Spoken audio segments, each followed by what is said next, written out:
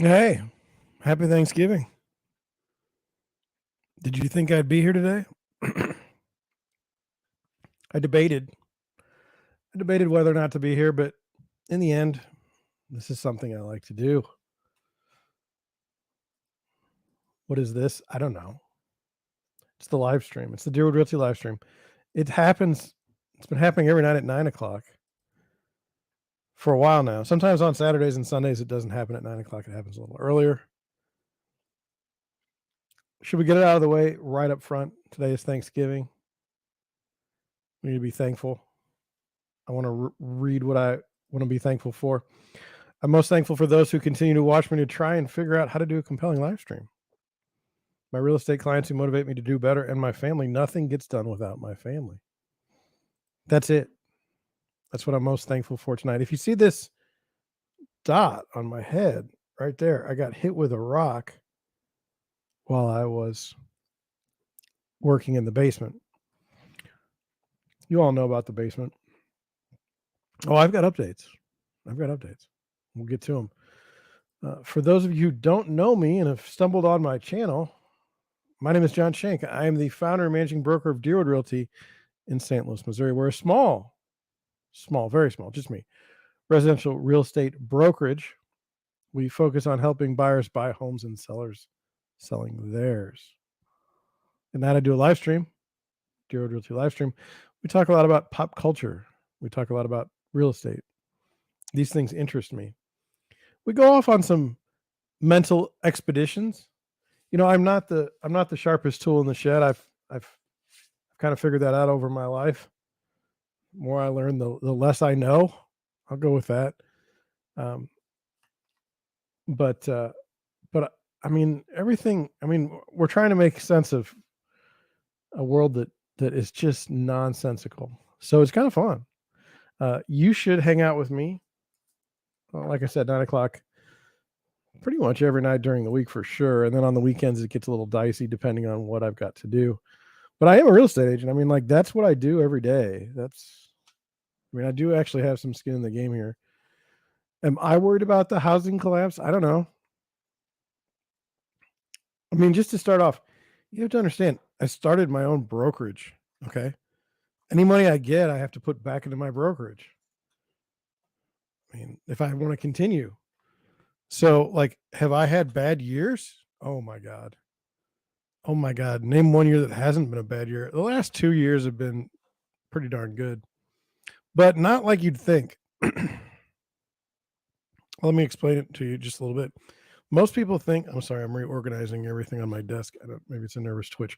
Most people think that when I say, like, I had a pretty good year, like, you would think that means, like, oh, you know, like, you had a lot of commissions, you had a lot of sales. Well, I did have quite a few, but they didn't happen until maybe August of this year. So pretty much from January to August, I was just showing houses all the time, writing offers and having them rejected, calling my buyers on Monday, telling them the news, them being disappointed, them staying out of the market for about a week or so, and then getting back in the market and showing more houses. That was my life. I was frustrated. I was angry. I didn't feel like things were fair.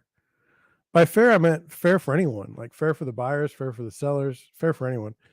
Why in the world would you pay, $100,000 more for a house just to win the deal? It got very strange. Now we're supposed to be in a situation, as the title suggests, the housing market has been obliterated. As a broker, do I feel like the housing market has been obliterated? No. Do I think things are going to be different? Yes. But I don't run my business on high leverage. I run on cash. And I'll just have to dig more into my savings of the business to keep it running during the downtime. I mean, when times are good, you put money away. That's the way it goes.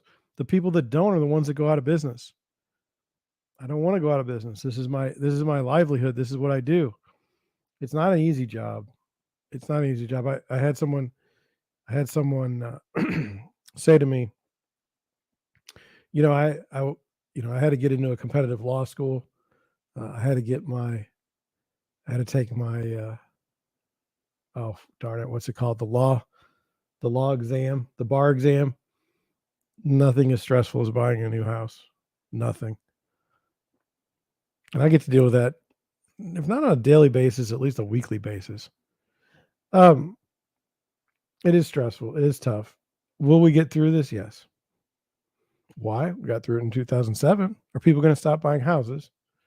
Are people going to stop selling houses?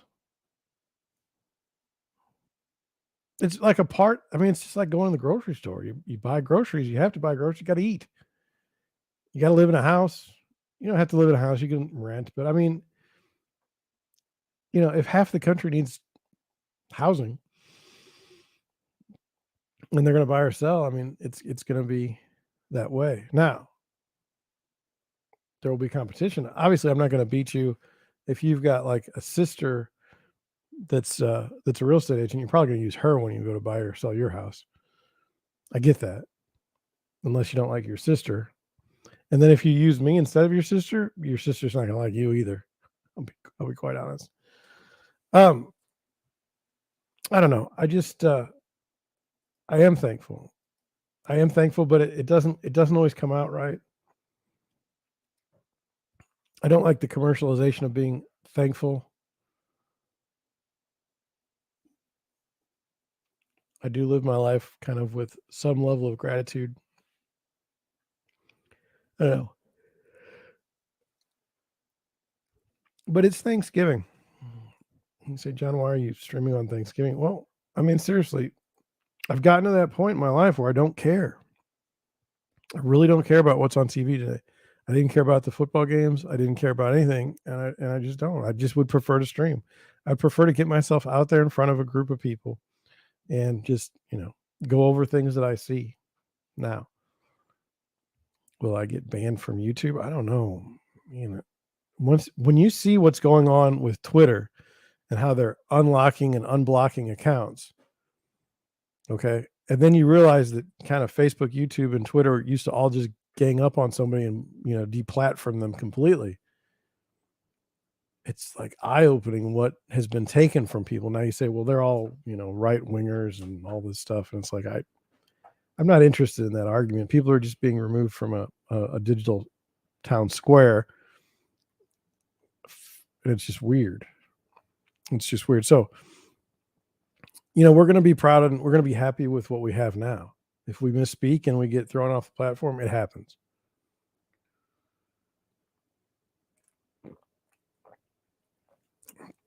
But I might do this for a long time. Now, look, people get burned out streaming. People get burned out making content. I've seen some people that have just been like, I'm done. Like, I just have no ideas and I'm not going to do it anymore. I've kind of insulated myself from that a little bit. Now, I do have to go and do my show, but I don't have to, like, I know the formula. It's not too difficult. You probably know the formula too if you've been watching for a while. But yeah, Thanksgiving wouldn't bother me. I streamed on Christmas. I don't think I streamed on New Year's because we went somewhere and I didn't expect to go last year. And by the way, I have so many. I think I'm over 700 videos on YouTube. So I have no idea. I've not looked back and checked on my old videos in a while. But I mean, if you've seen, if today's the first time you've seen me, then go back and watch. We talk every night. But you can find me on Rumble. Would I go to Twitter? It depends on what it's going to be. What are the splits going to be? What is the audience, the potential audience? We believe it's going to be a platform of somewhat free speech. Now, not that, and by the way, I'm not all that excited about like I feel like people played the free speech angle to get themselves views. Like getting banned from YouTube, how much does that make how much money does that make a monetized channel when they get thrown off of YouTube? Well, the first video doesn't get monetized, but when they come back from their suspension and they do the video that says I got thrown off of YouTube, I mean, that should be a pretty interesting video and should garner some income. It's the same thing with free speech. It's the same thing with everything, which again is why I put the title in tonight for housing market is obliterated. It seems like hyperbole. Everything seems like hyperbole. Everything seems crazy, but that's how you get eyeballs, I suspect. I mean, do you really sit around at night and say, this man over here has very strong Second Amendment protection views. I think I'll watch him. You watch people to be entertained. There's nothing wrong with that. Don't apologize for that. All right. Well, that was my intro. Let me know if you liked it. Put it in the comments. Put it in the chat. The mortgage rates, they're not going to be trading like they normally are. So we're not going to really pay attention. It's still from yesterday. It's 6.64%. I don't know how many loan officers were working today. I had no calls for my real estate business, and I'm not upset about that. I'm thankful that my clients left me alone. Now, tomorrow would I show houses? Absolutely. I do have things planned. I'm supposed to get my car back tomorrow. I haven't had my car for 2 weeks. Let me do a rundown of that just so we're on the same page. So I went to the Balkans. This was a month ago, more than a month ago now. I left on the 2nd of October, 2022. Anyway, I asked my dad, please start the car every weekend, just once, just making sure it's running. So he started the car the first weekend, everything was good. Came back the second weekend, started it, everything was good. Third weekend, came back and started it, couldn't start it.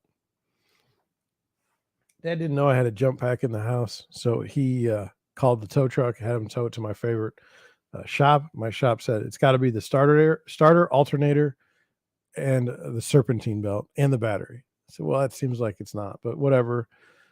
Put all that stuff on. They put all that stuff on except for the starter because I said, I don't think it's the starter. I just don't. So they said, okay. So they put that on, put it all together, get the car back. I'm supposed to go someplace with a friend, which is my wife, and start the car a couple times, and it just barely kicked over, finally to the point where it just wouldn't start. Now, this is the same problem I had before I went to the shop and before I got a new battery, a new alternator, and a new serpentine belt. The serpentine belt was more of a maintenance thing. No complaints there. So I take the car back. And I said, look, it's not working. They're like, okay, well, we'll take a look at it. So they changed the alternator again. They figured, hey, maybe the alternator was bad.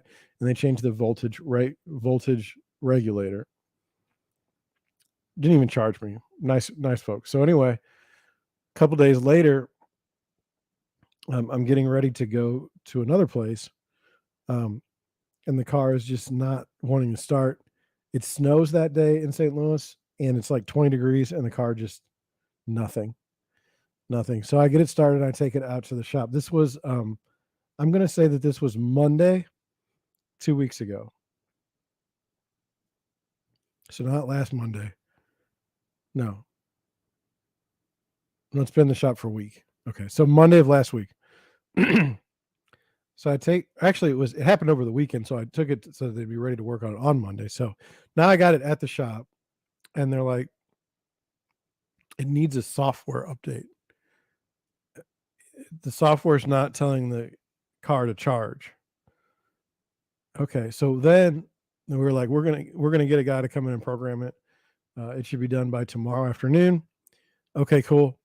Tomorrow afternoon comes, Tuesday comes. I'm working on my basement. No call. Now we're on Wednesday. I call them. I'm like, we were supposed to have the car back yesterday. How's it going? Programmer didn't come in, thinking that he's going to be there on Friday. Maybe it was last weekend. Had to be last weekend, not even this weekend. So guy doesn't show up. He goes, I called him on Thursday. He says, the guy's supposed to be here on Thursday. If he's not there, we have another guy that's going to come in, and it's going to be good. Friday, guy doesn't come in. Monday, the guy comes in. So I've now not had my car for 2 weeks, obviously.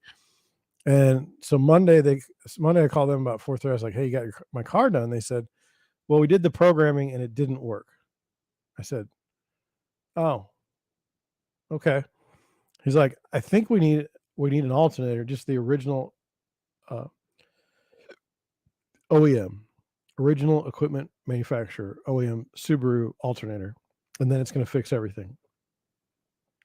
He said, "I got it overnight for tomorrow, which is Tuesday. Um, I will call you when it's done. It should be done before noon." Oh, great. So Tuesday comes, I don't hear from him. I called Tuesday night. I was like, "Hey man, can I pick up my car?" He said, uh, "Man, you are cursed. Did you know that?" And he's like, "Your car is cursed." I'm like, "I've had that feeling my whole life, actually." He's like, "They were supposed to ship the part and they didn't, and now it's not going to be here until Friday." And I said, "Okay." So tomorrow's Friday. I've had my car for 2 weeks. I've been home for about a month. I've had my car for maybe 3 days.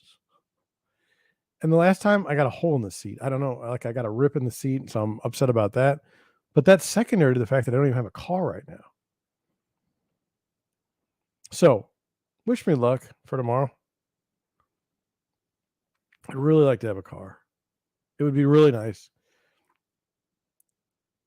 My wife and I we made a decision. In July, her car was not doing very well. And so we sold that car and we went down to one car.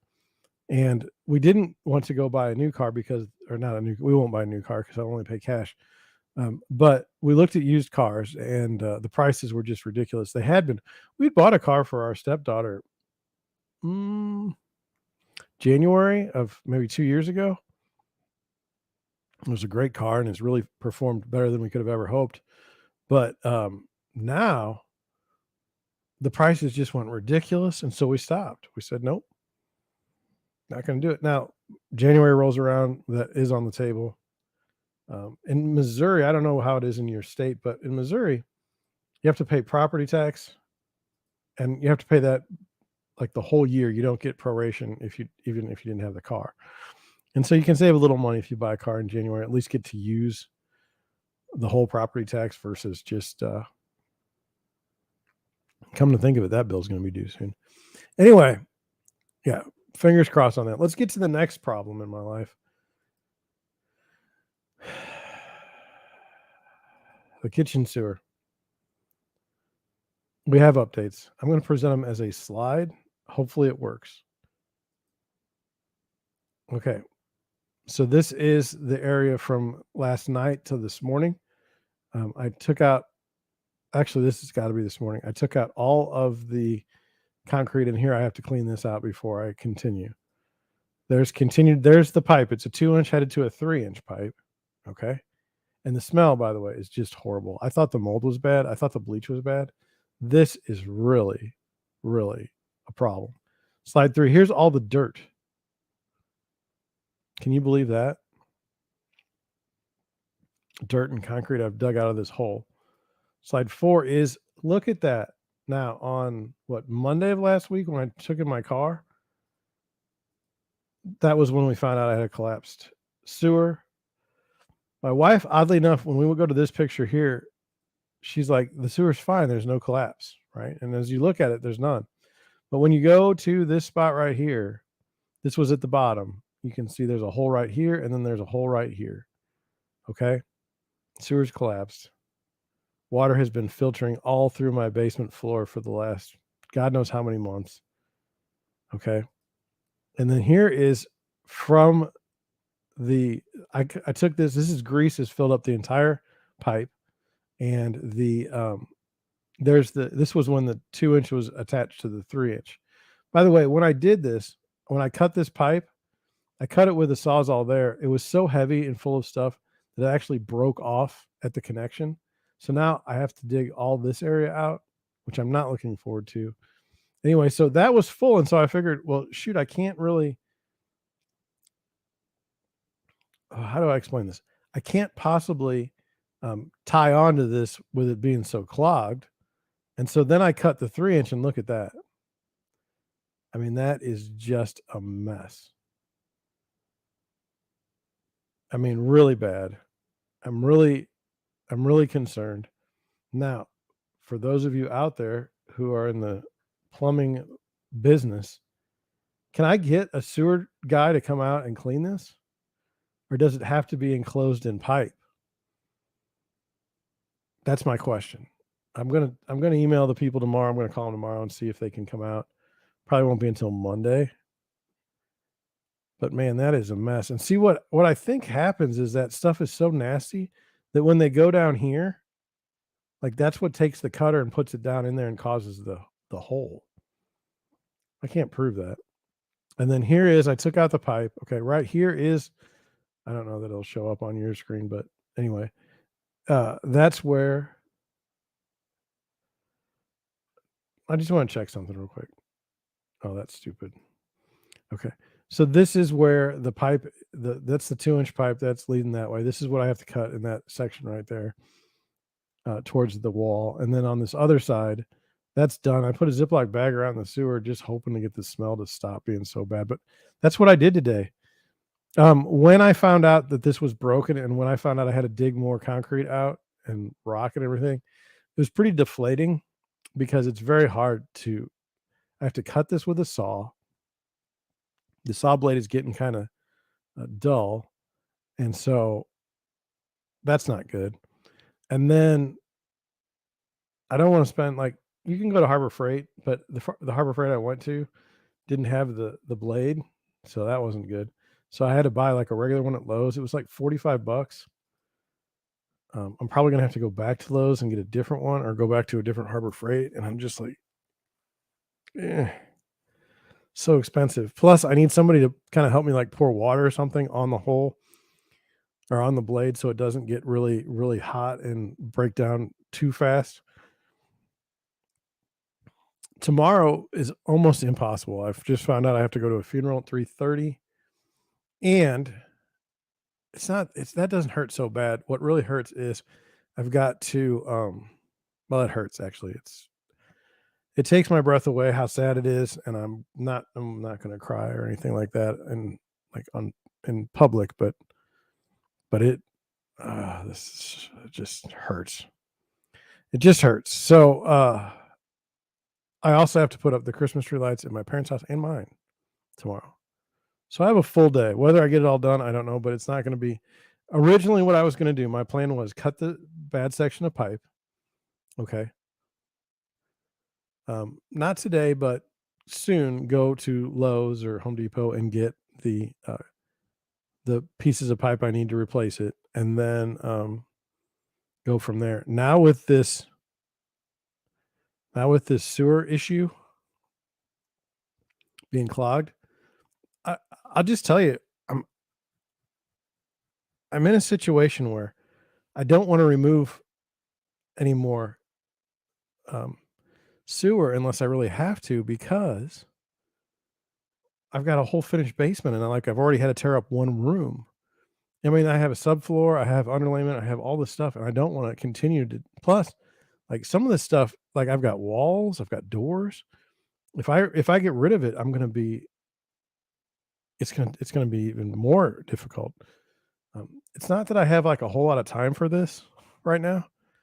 Maybe that sounds a little smug, but like I I can only do so much.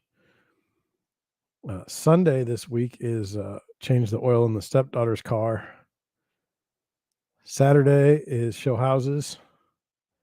Friday's lights. I mean, when do I get to this? And when do I get somebody to help me with the water over there that I need on the blade? I'm just telling you the situation. I thought you'd like to know. It's not good. When I saw the break, okay, it just got expensive. That's all I know. Okay, well that was that. Hope you enjoyed the sewer update. Going back here, going here, gonna share my screen with you. Here we go. Thanksgiving, Friendsgiving, or Home Alone.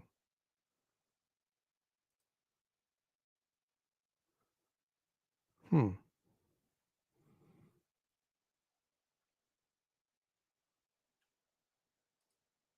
I wanted you to see this because I thought it was kind of interesting. It says, according to the Statista Global Consumer Survey, in more than 1,000 U.S. responds between the ages of 18 and 89, Thanksgiving with the family is still the way to celebrate the holiday this year.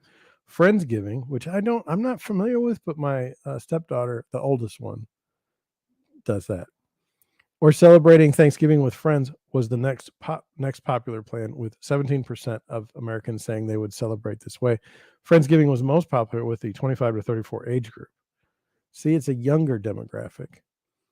I was single in my 30s till like 35 when I started dating my wife. So my then the to-be wife. I didn't do Friendsgiving. Most of the people that I knew were married and set by the time they were 30. So they wouldn't want me around.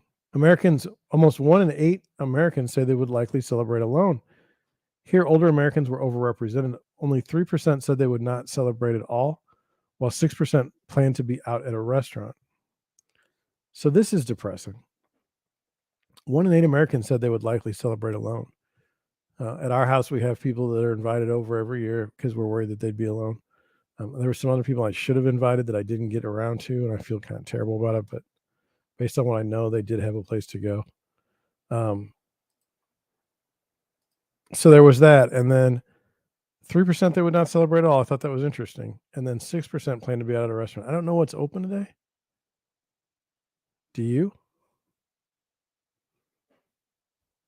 I don't. I don't know what's open.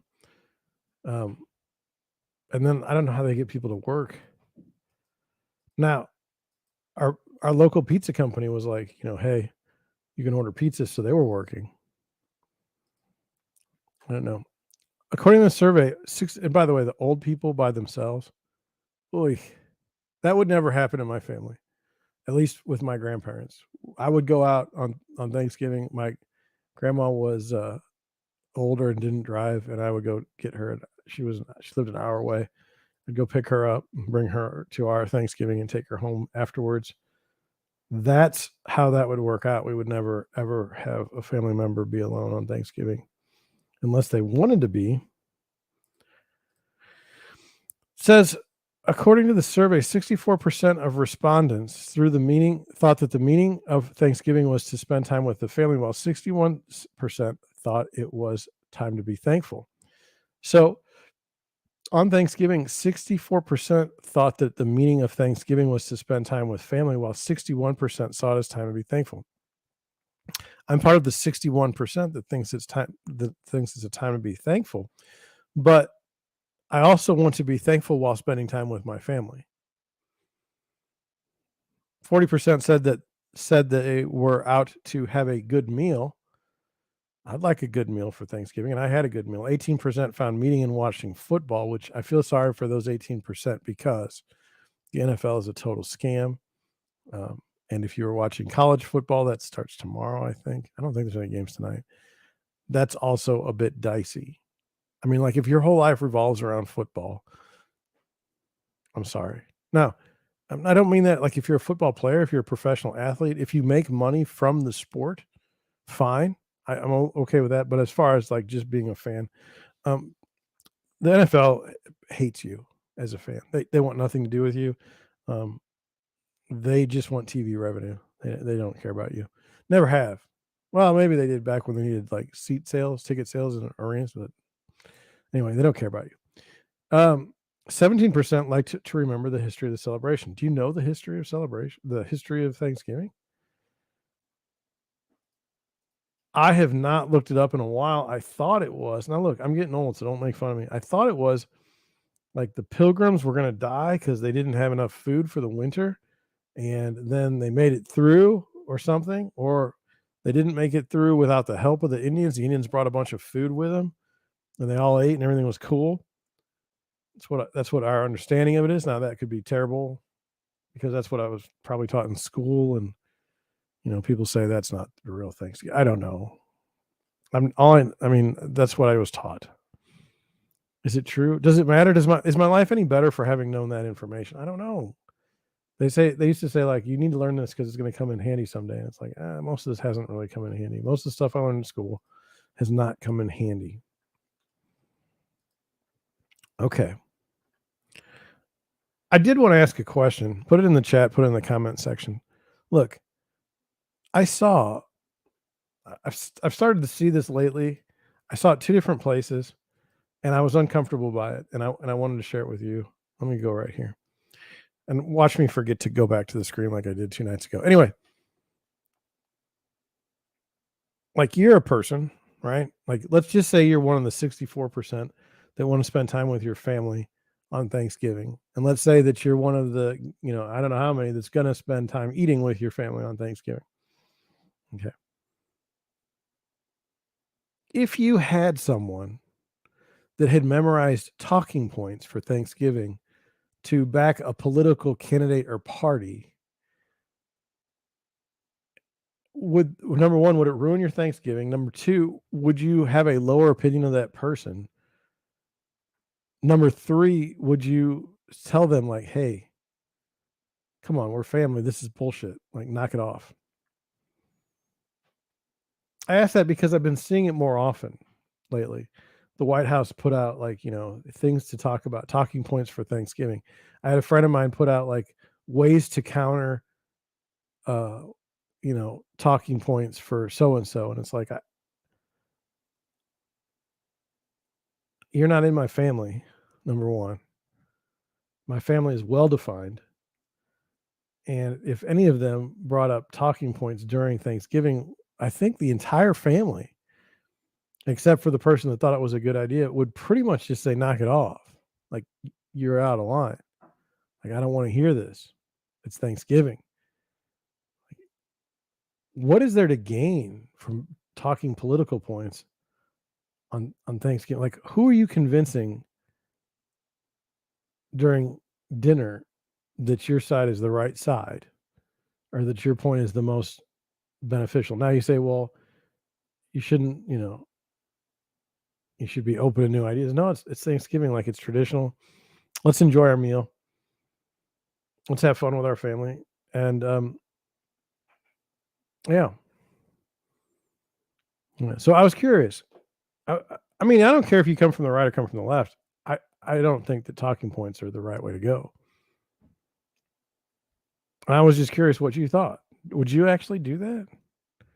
Would you actually even on social media, would you forward a talking points memo that's like from your side to your followers? Like it just seems like there's something wrong with this idea that you need talking points to talk to your family. And I guess what I would say is I realize that people don't always have the best family life. Okay. And there could be a definite, there's definitely an argument for not attending a Thanksgiving event if the people that are hosting it are jerks, right? Regardless of whether or not they're your family. I mean, if you've got somebody that's just like, you know, attacking everything about you, your race, your religion, your gender, they're attacking all of those things. Probably don't want to go there for Thanksgiving. Probably not a good plan. I get that, but I also don't think the counter to that and to go and just start saying talking points from your favorite political party, I don't think that's a good plan. I don't think that's a good plan either. Maybe just go and try and like be human. This is my idea. Just be human. What is that? I don't know. Recognize your own failings. Be a little humble. Understand that you're not always going to have everyone in the family. They're not always going to be there. The time you spend with your family is not infinite. It's finite. I think I said that right. If I didn't, tell me. Put it in the chat, put it in the comment section. But just reject the idea of I'll get more in my microphone. I'm sorry. I don't know why it's pointed so far up. I'm going to do this. It might make a noise, and I apologize. I'm slumping a little bit today. Okay. Maybe get after the people that post these stupid things that aren't in your family. Maybe say, look, this is stupid. It's the only way I know how to counter it. It has to be so dumb that no one would possibly believe that it's a good idea. Okay. Man, I was worried we weren't going to have enough to talk about tonight, and it looks like we're going to have plenty. So let me go here.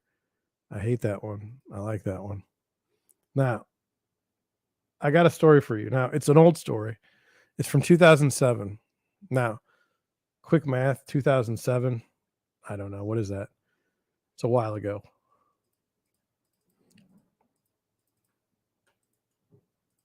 $15 years. Okay. There's a story that's been in my mind for the past 15 years, and I'm thankful for it. I'm thankful for it on many, many levels. One,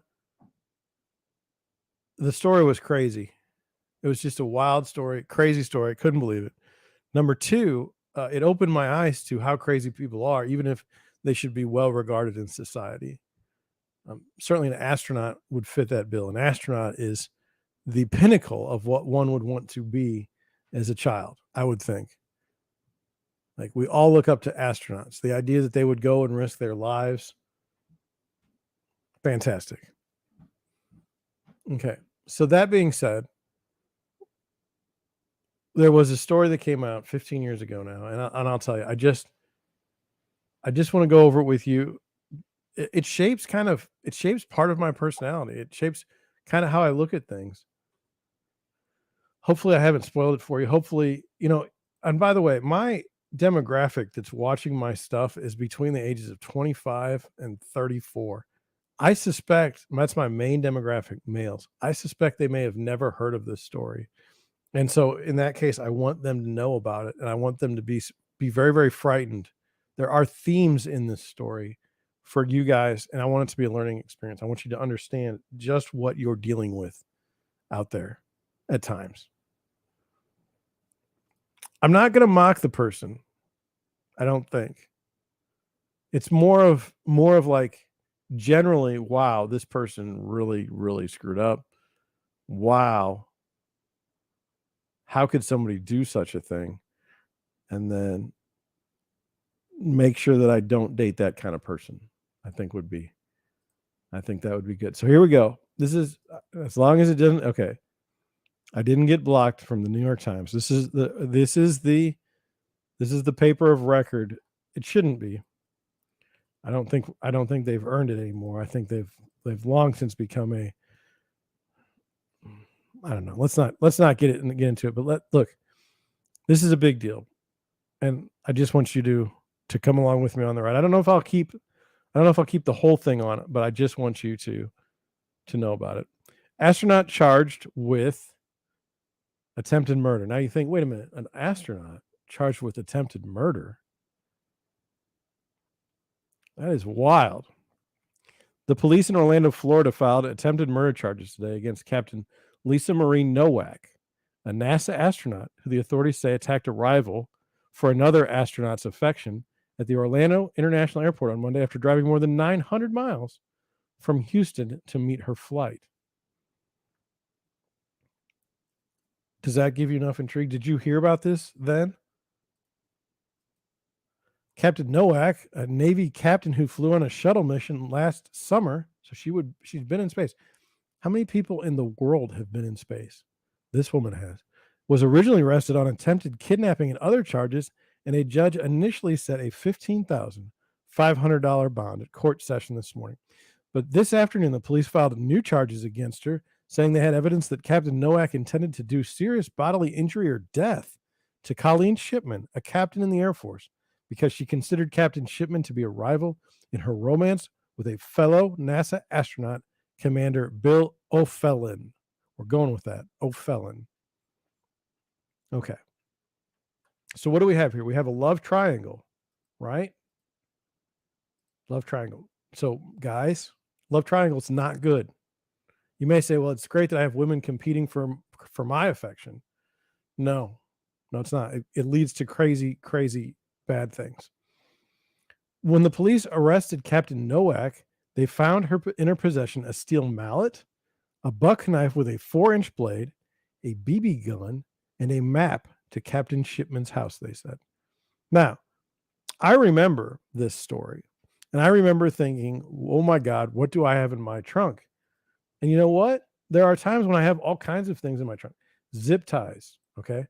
I have zip ties in my trunk. Do you know why? Well, it's pretty simple. I have Christmas lights that I like to put up, and I like to use zip ties to keep the electric cord from flopping around all over the place. And then when I finish at my house tomorrow, I will take the zip ties along with some other equipment down to my parents' house, and I will use the zip ties there as well. Zip ties. I'm telling you so that you know these things. My fear when I read this article was, like maybe she wasn't trying to kill the other woman, which would be bad. Captain Noack's lawyer argued this afternoon that prosecutors and the police did not have enough evidence to back up the more severe charges, but were only trying to persuade the judge to order Captain Noack to remain in custody. So here's the thing, and this is going to come up again tonight. It's a theme. God, I'm going to go forever. I apologize. Look,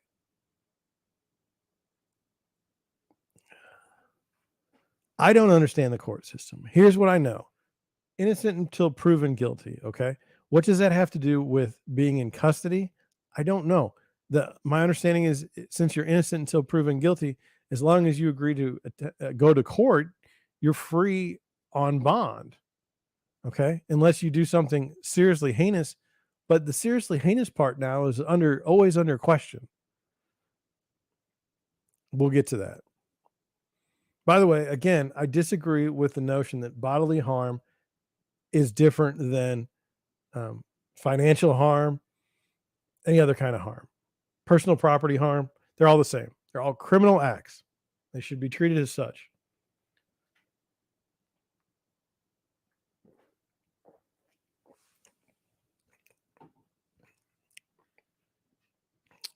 According to the police, Captain Noack drove more than 950 miles from Houston to Orlando to meet with Captain Shipman, who was flying from Houston to her home in the Orlando area at the same time because she wanted to confront Captain Shipman after discovering that she too was involved with Commander O'Flynn. So two women, both one in the Navy, one in the Air Force, in love, we'll call it love, a dangerous love at that, with Captain Shipman. No, Commander O'Flynn. We're going with that. Captain Noack, 43 years old. I'm 45, 43 years old. I'm just saying age doesn't always help you make the strongest and smartest decisions. Was wearing it. By the way, they give her age, but they don't give Colleen Shipman's age. They also don't give Commander O'Flynn's age. I think that's, to me, a form of discrimination, age discrimination. She was wearing a trench coat and a wig when she was arrested early Monday morning. She told the police that she had worn diapers on the journey so that she would not have to stop to use the restroom so she could arrive in time to meet Captain Shipman's flight at the airport.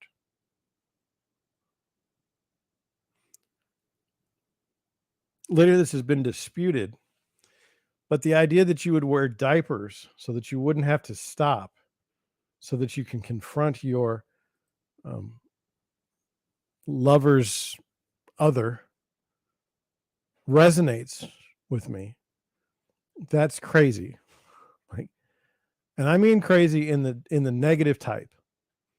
There are crazy people in the world, and this person, that was crazy. That was crazy. The police also found a knife, BB pistol, and latex gloves in her car, the police affidavit said. In the morning court session, Captain Noack mostly kept her head down during her preliminary appearance. That's probably a good idea. You should be embarrassed.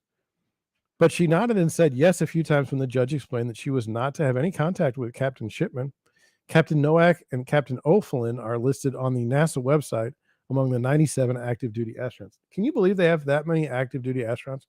I don't know how many they use a year, but 97 isn't a lot. And it's kind of weird, the number. Like, why not 100? I'm just asking. A NASA official told the court today that before the incident, the two women did not know each other.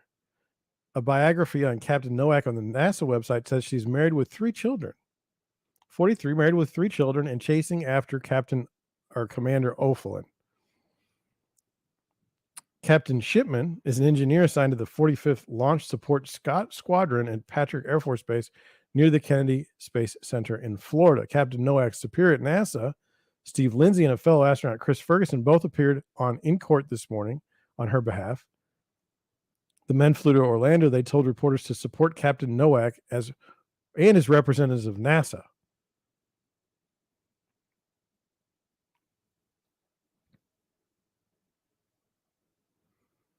I don't know what to make of that. Even now, like, look, it's 2022. That was 15 years ago.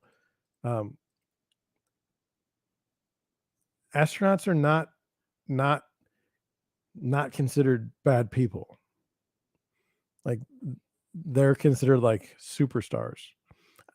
When you say, John, name a current astronaut, okay, you got me. I can't name one. But still, this was before SpaceX. Like, there was no other way to get to space. It says, we're here supporting Lisa, said Colonel Lindsay, who said he has known her for 11 years.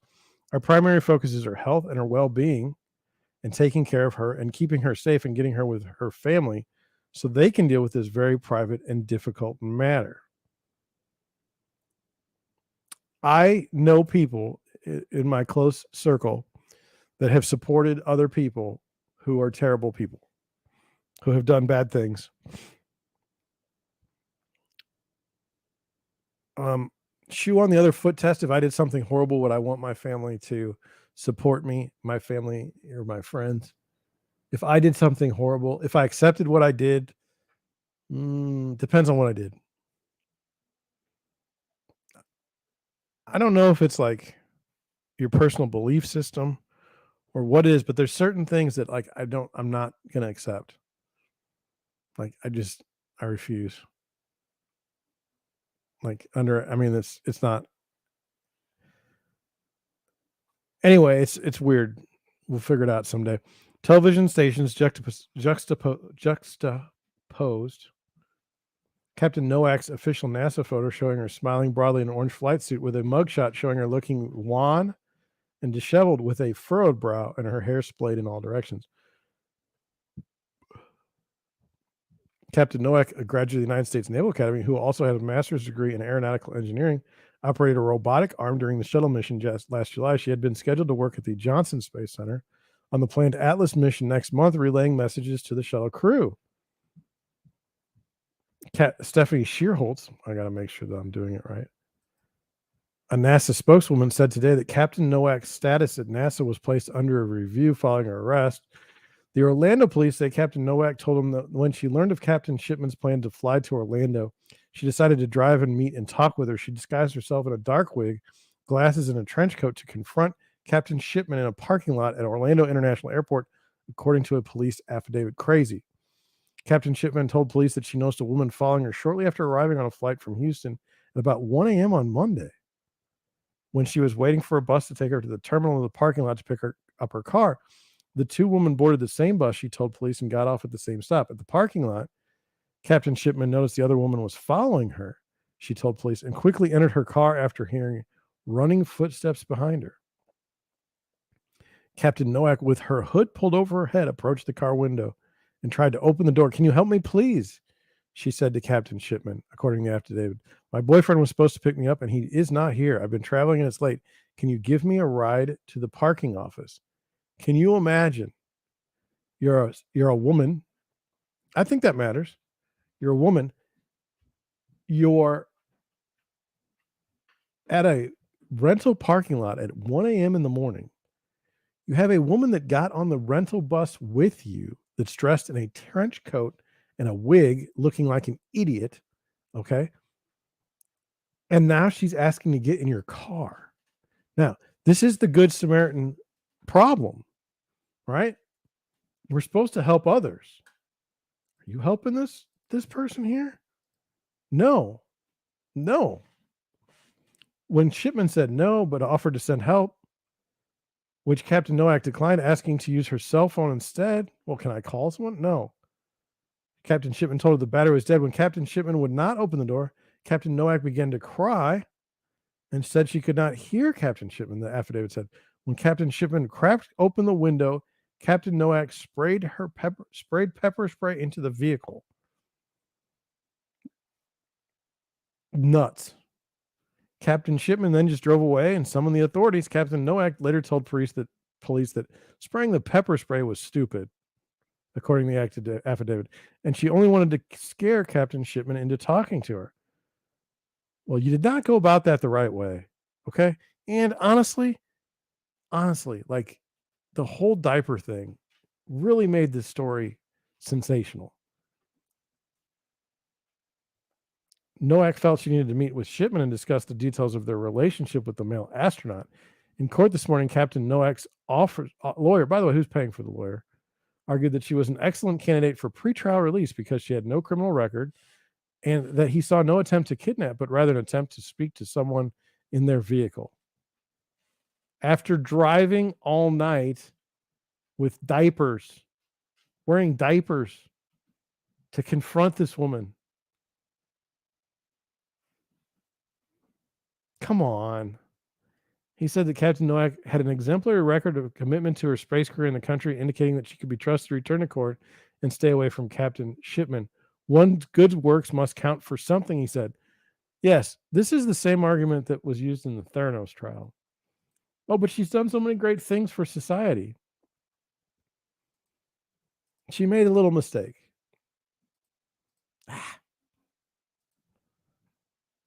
This assistant state attorney, by the way, why do we have the assistant state attorney? Why don't we have the the manager attorney, like the main one? Said the facts indicated a carefully conceived plan to kidnap and perhaps injure Captain Shipman.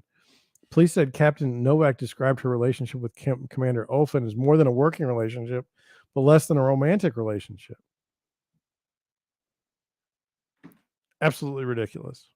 Why am I doing this for you guys? Why am I putting it out on a live stream? I don't want you to ever forget this level of crazy. I mean, people do stupid things for love, right? We agree. I can think of a few things I've done that were stupid, but I've never, ever, ever said to myself, hey, man, my significant other's in a different state, and they're cheating on me. And, if I do it just right, if I time it just right, I can drive there faster than the plane can get there. And then I can confront my accuser. No, not even confront my accuser. I can confront the homewrecker. Wait a minute. It's not a homewrecker because I've already got 3 kids and a family. And I'm an astronaut.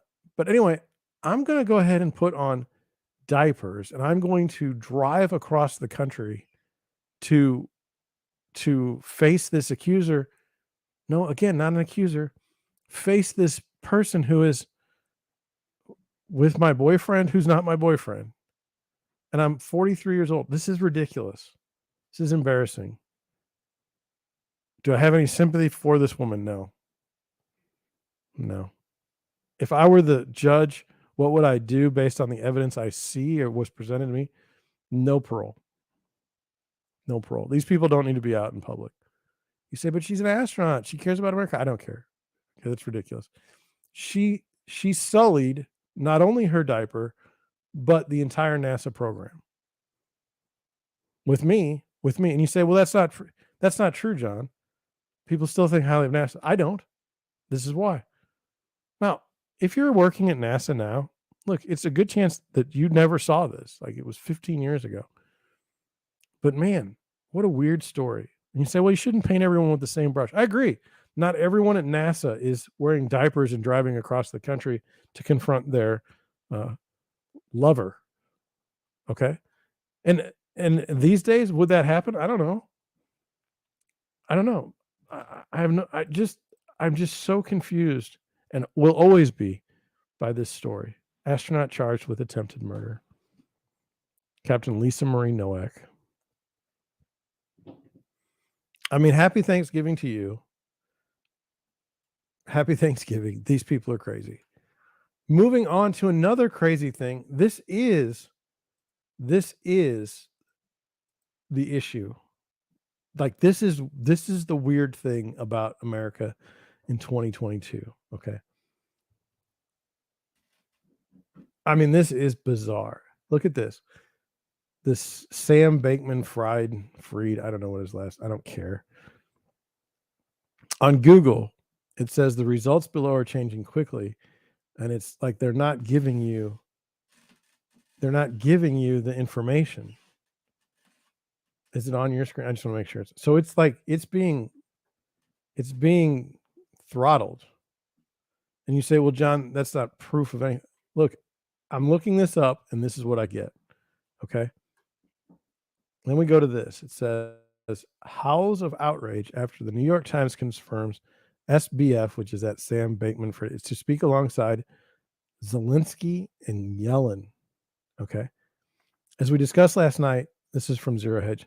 Sam Bankman-Fried has now demonstrated that he is both a pathological liar and a sociopath, the kind who, in explaining to his employees how he stole billions, over $4 billion according to the new FTX CEO John J. Ray from the now bankrupt FTX, an act with left it insolvent and without liquidity, called it loans, which were generally not used for large amounts of personal consumption, just small amounts used for such trivial items as $40 million penthouses and private jets.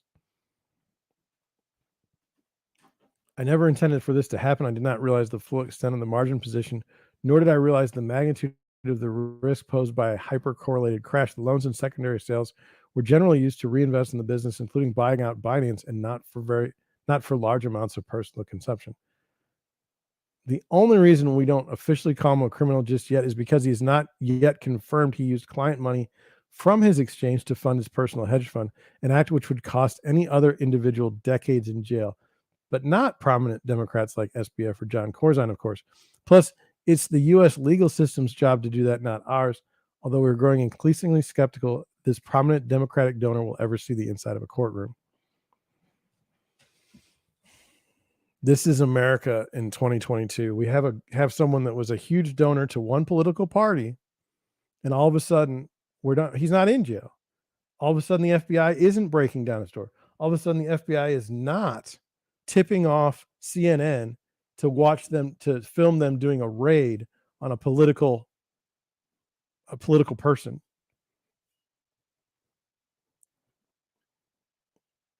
I mean, seriously.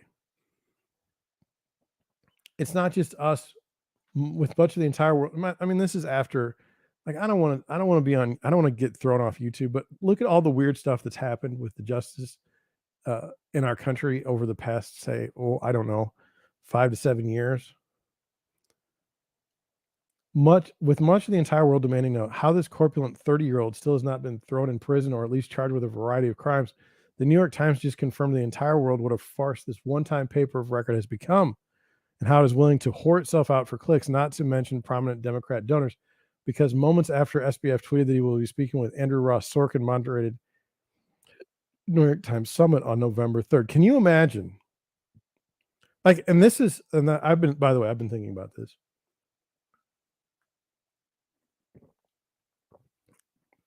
We had Bernie Madoff, total Ponzi scheme,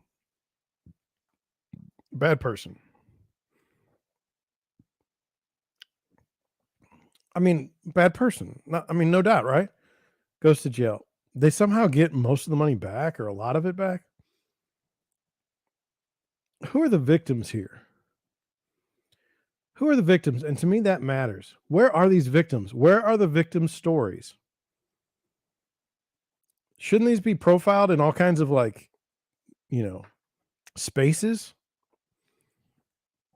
And look, I don't understand this whole thing. Maybe that's why it's not resonating with people.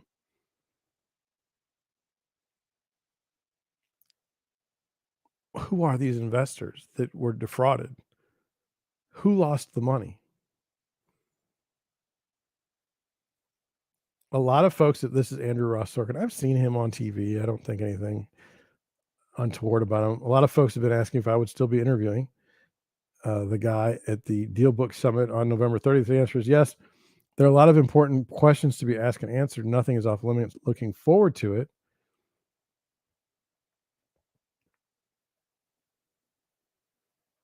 how can that guy answer, like, the chutzpah for this guy to answer any questions, which could be used against him in a court of law, in a public space? Seems like bad legal strategy right there. But again, I'm not a lawyer. And so instead of being under arrest, SBF will instead be treated like a luminary alongside other such Democrat icons as Zelensky, according to some, may have been intimately familiar with FTX fund flows in the past year.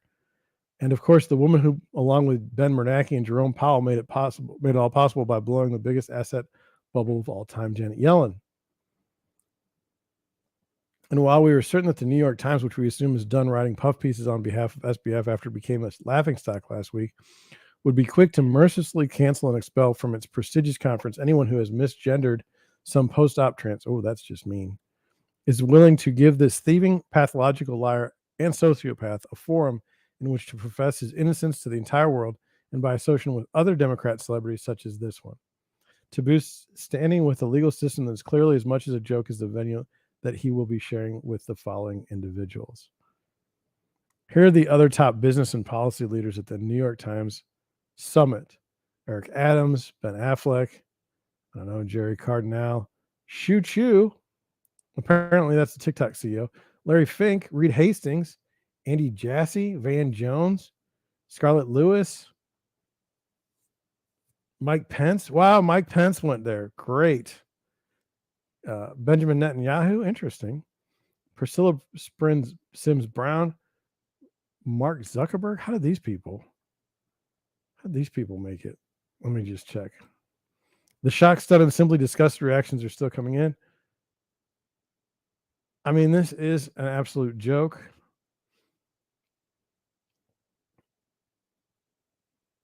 How did this dude steal billions of dollars and now speaking as someone as a free man make it make sense?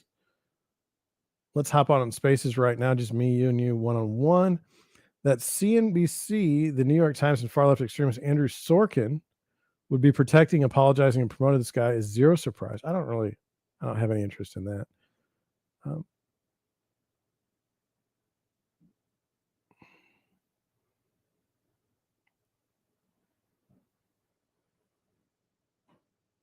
Oh my God.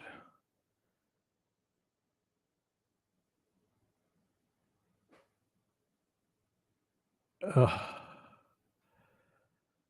Elon Musk is even in there with, is this really still happening? In 2008, Bernie Madoff was arrested within 24 hours of his fraud being revealed. In 2022, Sam Bankman-Fried will be attending the New York Times Deal Book Summit after his fraud was revealed. It sure does seem like things are different now. This was somebody else that wrote something on Twitter I thought was interesting. It's seriously unreal the level of blank cover this guy is getting in the press. Blank, because I mean, why do I have to use, curse words all the time? I don't want to. This man should be getting ripped for fraud, and instead they're still buying into the altruism BS. Newsflash, blankards. He's a con man, and EA is all a blank scam. I cannot believe I cannot believe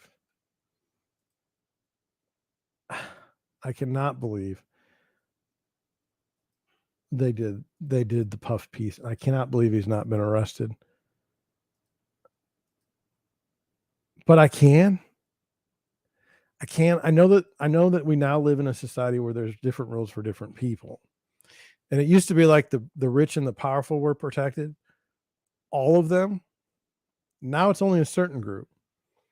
A certain group gets protected on anything, and then another group, if you think the wrong way, you're out. Now, the group that, if you are on their side, they will always scream defending democracy. Everything they do is right. And even if they do break the law, it's to save democracy. It's okay, because they're the ones that hold democracy in the palms of their hands, like a little bird. And only they can protect that bird.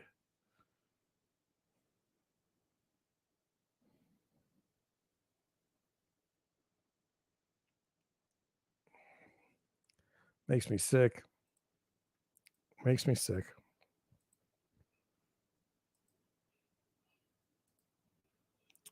we'll move to Twitter now. We're on the Twitter section. We only have one article, right? I will go over it. It was weird. Zero Hedge was all over the place tonight. They did some good stuff, so we should look at it. It says, why don't these senators regulate the Federal Reserve, which is arguably causing more harm than the FTX? Because you can't regulate a private entity that controls the world economy. FTX collapse shows that regulation is needed before the next crypto catastrophe takes down our economy. Elizabeth Warren warns. This is a woman who's not serious, in my opinion. Like, she is a caricature of she's the caricature of a politician. Okay. She's the type of person that said, well, she's the type of person who would say, if anyone's making a profit, that they should donate more to pay taxes because they should pay their fair share. We need to regulate everything because regulators are definitely better than non-regulation on everything. This is a woman that would say, if oil prices are too high, it's the companies, it's the mom and pop shops that run the gas stations that are charging too much, and they need to charge less. She's not to be taken seriously. She is a joke. She is a character, and I mean that. And I look, if it was let me just to be clear, okay. Lindsey Graham is also a joke and not to be taken seriously. Okay. When he runs his mouth on Hannity that he's going to do an investigation, when he's lecturing on how Trump could be a president and look presidential when Lindsey Graham has never been president, so I don't know why the hell anyone would take his advice. You know, these are characters. These are actors in a play. Okay. They're not real at this point. It's just ridiculous. Nik Shah, with the impact of rate hikes and things slightly cooling down, homes are staying around a week longer on the market. Median days in the market are 8 days higher than last year. This is one of those things where it's like, I know this, but it's intuitive. Does it matter if it's 7 days or 9 days longer on the market? No. But I know that as I'm listing a property, I need to be aware that, number one, I need to tell my sellers, look, your house could stay on the market longer than this summer. Okay. So your friend, your mother-in-law, whoever sold that house and they sold it in a day with multiple offers, that isn't this situation. Now, the problem with saying that is some other agent's going to be like, hey, I can sell your house in a weekend. So you're in a tough spot when you're a listing agent in that particular situation. Also, every house comes down to like the quality of the home, the quality of the finishes, and then what would be a comparable sale. Recent comparable sale. It used to be 6 months. You cannot use a comparable sale from 6 months ago in this market because you're going to be in a bad spot. Ask me how I know this. It's experience. I've experienced this in my own brokerage. Housing bubble disrespector. I wanted to go over this because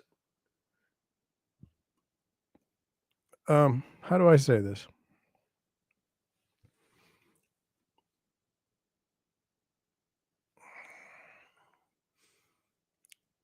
Elon Musk has like taken over as one of the most fascinating people at least in the United States. I can't speak for the rest of the world. Okay.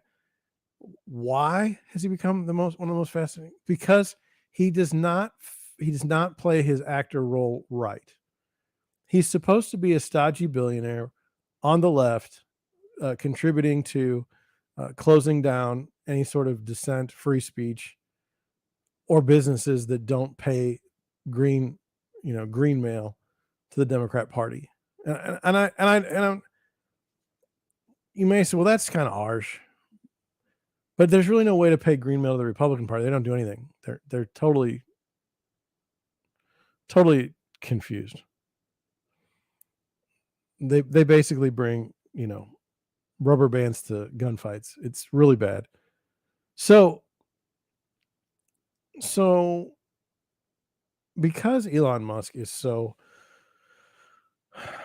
such a lightning rod for criticism, it's now anything in his life is scrutinized. And look, I don't even have like this strong affinity for him.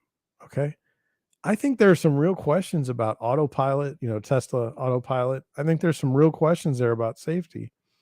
I think his work with the Neuralink is very, very odd. Okay. But then at the same time, I like what he says about AI in general. It's very, very dangerous. Um, I like the idea of pushing our society to the moon. I mean, NASA has done a horrible job of getting us to the moon, like where it could be commercially viable. Um, I don't particularly like Elon's personal life, but again, it's not my space to judge. Or I can tell you what I think, but my whole point in this is that like Elon Musk is an onion and there's different layers. And then you have people like jumping on the bandwagon. So let's just look. It says, I think this explains a lot. I don't know that this explains a lot, but let's read it. It says, I was an intern at SpaceX years ago, back when it had a much smaller company. After Elon got hair plugs, but before his cult of personality was in full swing, I have some insight to offer here. First of all, I don't care anything about an intern at SpaceX. What did you do? What do you do now? Back when I was at SpaceX, Elon was basically a child king. He was an important figurehead who provided the company with the money, power, and PR, but he didn't have the knowledge or maturity to handle day-to-day decision making. And everyone knew that. He was surrounded by people whose job was essentially manipulate him into making good decisions. I don't think there's anything wrong with that, especially if Elon Musk knows about that ahead of time. I think that you want to get the right decision every time. And however you can do that is fine. But anyway, let's go. It says managing Elon was a huge part of the company culture. Even I, as a lowly intern, would hear people talking about it openly in meetings. People knew how to present ideas in a way that would resonate with him. Well, I think that's very important. It says they knew how to creatively reinterpret or ignore his many insane demands. And they even knew how to stage manage parts of the physical office space so that it would appeal to Elon. I think that's fine. The funniest example of stage management I can remember is the dude on the IT security team. He had a script running on a terminal on one of his monitors that would output random garbage matrix style, so it always looked like he was doing important computer things to anyone who walked by his desk. Second funniest of all was the people I saw playing World of Warcraft at their desk after 5 p.m. who did it in the office just to give the appearance that they were working late. People were willing to do that at SpaceX because Elon was giving them the money and hype to get into outer space, a mission people cared deeply about. The company also grew with and around Elon. There were layers of management between individual employees and Elon, and those managers were experienced managers of Elon. Again, I cannot stress enough how much of the company culture was oriented around managing this one guy. I don't think that's wrong. You have someone that has a vision of going to space commercially, okay? You're an intern at that guy's company, okay? You should shut up and you should pay attention. Twitter has neither one of those things going for it. There's no company culture or internal structure around the problem of managing Elon Musk. And I think for the first time, we're seeing what happens when people actually take that man seriously and at face value. What's happened? I mean, what has happened? Twitter lost $280 million last quarter. That's my understanding. I could be wrong. I mean, how is he going to do worse? Worse, they're doing this little experiment after this man has had decades of success at companies that dedicate significant resources to protecting themselves from him, and he's too narcissistic to realize it.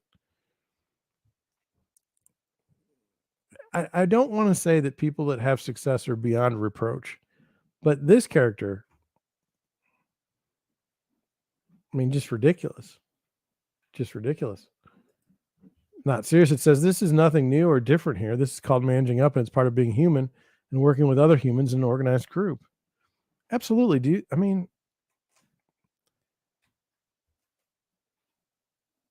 It says employees always think they're smarter than their employer. Students work for C students and resent that C students are willing to take risks that they are not. I'm sorry, A students work for C students and resent that the C students are willing to take risks that they are not. It's probably true. I just wanted to bring that to your attention because, like, I have my own company, right? And I would say this, if I had an employee that crossed me, like, intentionally,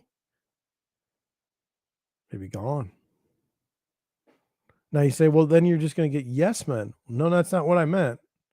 What I meant was cross me, meaning you acted with malicious intent to not do something that we need to be doing to move the company forward based on my vision for the organization.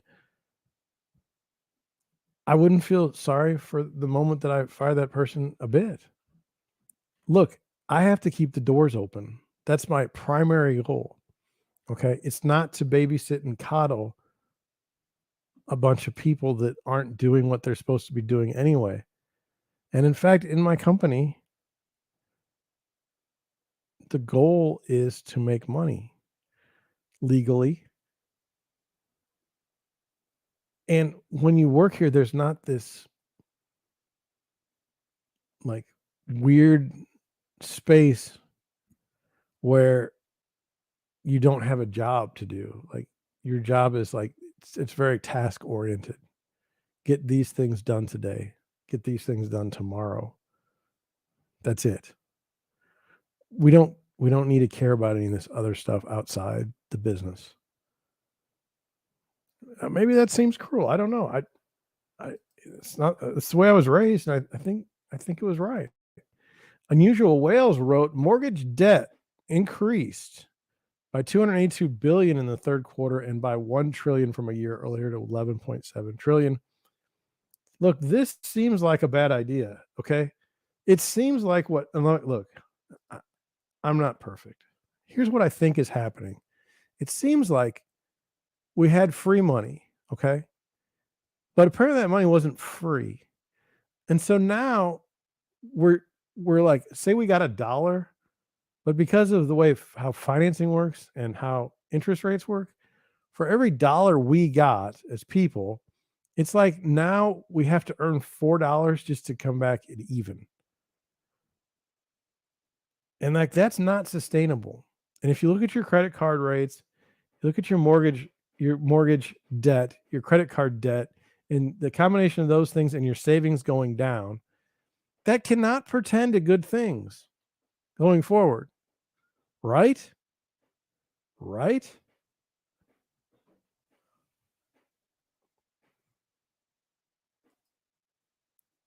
And then this one here, I don't know. I don't know. I don't know if this is sarcasm. That's why I brought it to everyone. I don't know if this is sarcasm. I don't know what this is, but I wanted to bring it to you. You tell me what's going on. More brilliant analysis from Tom Ruff. It says currently forecasting median sales price will fall 4% from October to November. Ooh, that's a lot. Last month's stats mathematical model projected that the median sales price for October at 438.5. The actual amount was 438. So he's off $500. Looking ahead to November, the AR MLS pricing pending price index is projecting a median sale price of 419,000. If November's median sales price projection is correct, we will see a significant month-over-month decline, leaving the median sales price down 4.34% month-over-month and down 11.79% from May's record high of 475,000. Last year's median sale price for November was 424,000. We believe when this year's numbers are reported, the median sales price will have declined 1.18%.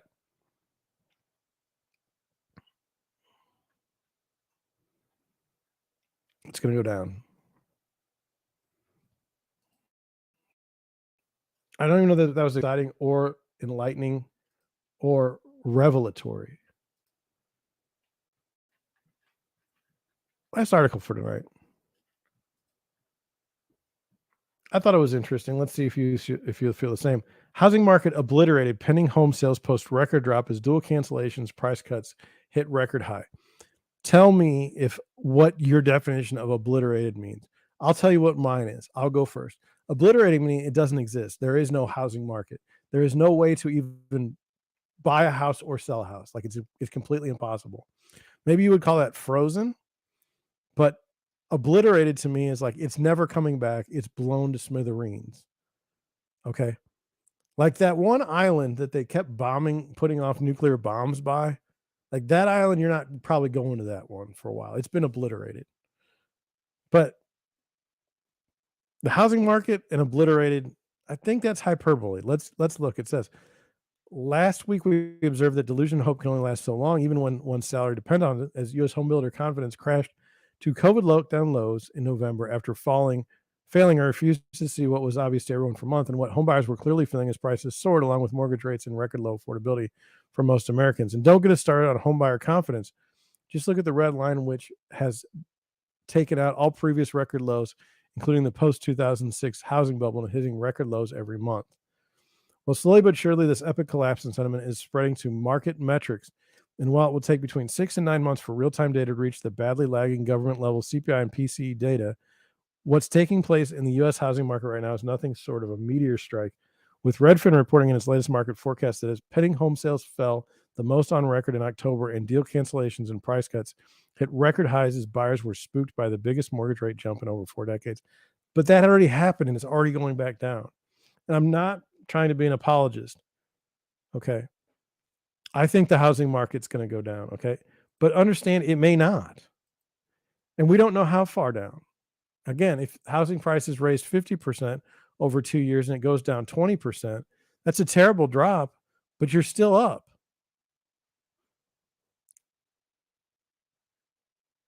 Here's pending sales drop 32% year over year last month, the largest decline since at least 2013 when Redford's records began. Nearly 60,000 home purchase agreements fell through. Now, look, the home purchase agreements falling through, I know this sounds bad, but I'm chalking that up to bad agents.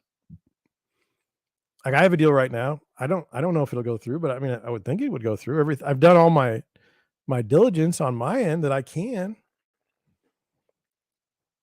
Meanwhile, almost 1/4 of homes for sale experienced a price drop, double the rate of a year earlier. Well, look, before, like there were no price drops. Okay. Get over yourself on that one. Surging mortgage rates also caused would-be sellers to stay put due to the lock-in effect. The average 30-year fix was 6.9, up from 3.83 percentage points from 3.07 1 year earlier, the largest year-over-year increase during any month since 1981.